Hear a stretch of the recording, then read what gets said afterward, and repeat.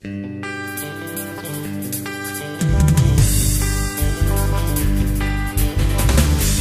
was weer zoiets, eergisteren nacht.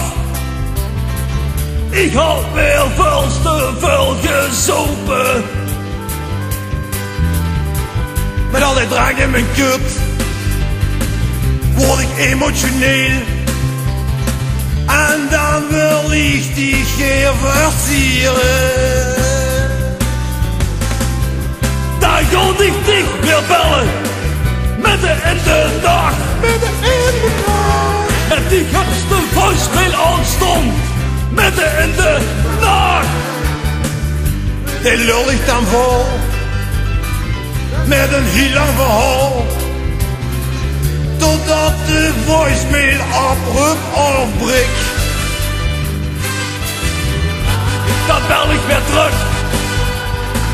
en begin ik opnieuw mijn leven om die te verklaren. Ik blijf die achtervolgen, schreeuwen voor de braak. Schreeuwen voor de braak. En als een meisje schikken, midden in de nacht.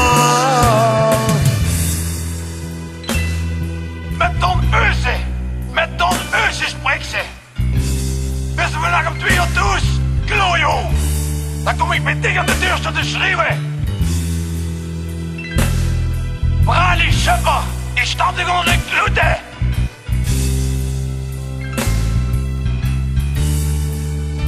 Ja, sorry Tom. Gewoon een hele leunuur. Kasper wordt erbij, Koenen wordt erbij, Wiep wordt erbij. Je hebt altijd naar mij. Daar heb ik niks mee te maken. Ik ken dich en ik heb het goed. Ik ga naar mijn brak, want het heeft geen zin. Ik ga me dus maar in de wiksen. En de dag daarna, met een dikke kop, besef ik wat ik weer geflikt heb. En dan zou ik niet poetst, en wel ik dich dus niet zien. Zonder die kan ik niet leven.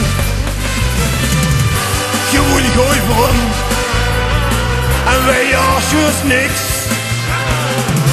Daar moet ik het meer mee doen dan. Kut, wie dat zo best. Soms haat ik die, met een blijf ik je weer